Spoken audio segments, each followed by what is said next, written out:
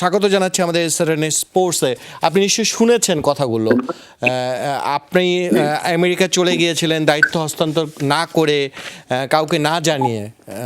কি বলবেন আপনি সে জায়গায়? আচ্ছা, এই ব্যাপারটা আসলে এরকম না, চলে গেছে এটা সবাই জানে, কিন্তু ফ্লাইটের যেহেতু আপনারা জানেন যে কাতার এয়ারওয়েজ আগে ফ্লাইট ছিল, তো এটা যেহেতু ক্যান্সেল হয়েছে, পরে আমাকে কোন ফ্লাইট দিয়ে দিবে টুর্নামেন্ট, আমার যে মিটিংটা ছিল সেটা ছিল ওয়ার্ল্ড আর্চারির মিটিং ছিল, এবং ওয়ার্ল্ড আর্চারি আমাকে টিকিট পাঠিয়েছে ওখানে থাকার সবকিছু ওদেরই।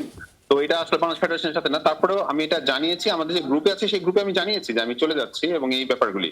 তো আর নাম্বার 2 হচ্ছে যে আসলে যেভাবে বলতেছে ওভাবে না, ব্যাপারটা হচ্ছে যে আমি যদি 3 মাস অপেক্ষা করতে পারি একটা পেমেন্টের জন্য, আর তো 10 দিন অপেক্ষা করতে পারি, আর এটা আমার জন্য সমস্যা নাই, এটা পেমেন্ট করে দিতে পারে। কিন্তু প্রবলেমটা যেটা ছিল যে প্রসেসের মধ্যে একটা প্রবলেম ছিল, মানে টাকা তো আসলে তোলা হয় আর্চারি ফেডারেশনের, মানে আর্চারির কাজ, মানে কাজের জন্যই তোলা, এটা কোনো সমস্যা না। সমস্যা আমাদের প্রসেস একটা ছিল, এটার জন্য এই প্রবলেমটা হয়েছে আর কি। আর আমি যে না জেনে চলেছি ব্যাপারটা ওরকম না, আমি গ্রুপে জানিয়েছি, সবাই জানে এটা। আপনার তো সিগনেচার ছিল না যখন সিগনেটরিয়েট চেঞ্জ করা হয়।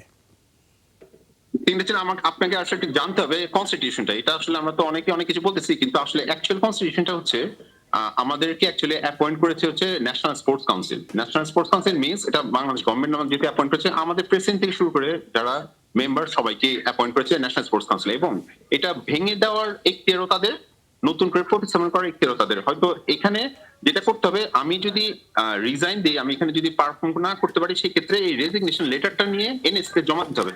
এটা হচ্ছে প্রসেস আর কি। বাট এটা যেটা করা হয়েছিল যে আমাদের বোর্ড মিটের মধ্যে আমরা চেঞ্জ করে হয়েছিল, মানে প্রসেসটা ঠিক ছিল না আর কি, এটাই। যার ফলে প্রসেস ঠিক ছিল না, এবং এর কারণে কিন্তু ওই যে কোষাধ্যক্ষ যখন চেঞ্জ হলো, তো দেখা গেছে যে ওই পর্যন্ত ঠিক ছিল না, এটাই আর কি আমাদের অ্যাকচুয়ালি একটা লুফল ছিল। ওকে, অসংখ্য ধন্যবাদ তানভীর ভাই, আমাদের কাছে ক্লিয়ার হয়েছে। তো এখন তো আর্চারির কোষাধ্যক্ষ আগেরই শহীদুজ্জামানই থাকছে, তাই তো আজকে? আর আপনাদের তো আজকে একটা সমঝোতাও চেষ্টা হয়েছে, নিশ্চয়ই আপনারা সবাই মিলে কাজ করবেন আর্চারিকে এগিয়ে নিতে, তাই তো?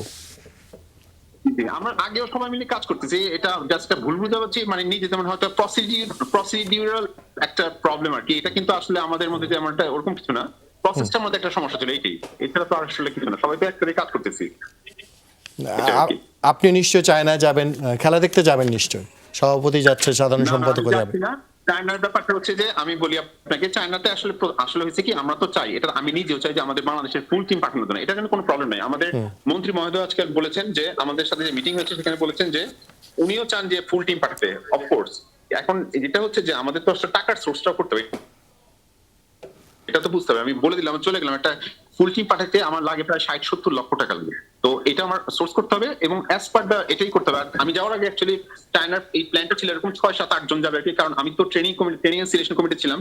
তো আমার যে কোচ আছে, কোচের সাথে কথা বলে অলওয়েজ আমি অ্যাকচুয়ালি ট্রেনিং এ যেতে ছিলাম, আমি সবসময় এখানে যাওয়া আসা করি, এবং প্লেয়ারদের পারফরম্যান্স আমি নিজে মনিটর করি, because it is very important for us, আমাদের দেশের ডেভেলপমেন্টের জন্য। অসংখ্য ধন্যবাদ তানভীর ভাই, নিশ্চয়ই সামনে আরো কথা হবে। আপনি পরিষ্কার করার চেষ্টা করেছেন নিজের অবস্থান, অসংখ্য ধন্যবাদ এই গভীরতাতে আমাদের সাথে যুক্ত হওয়ার জন্য।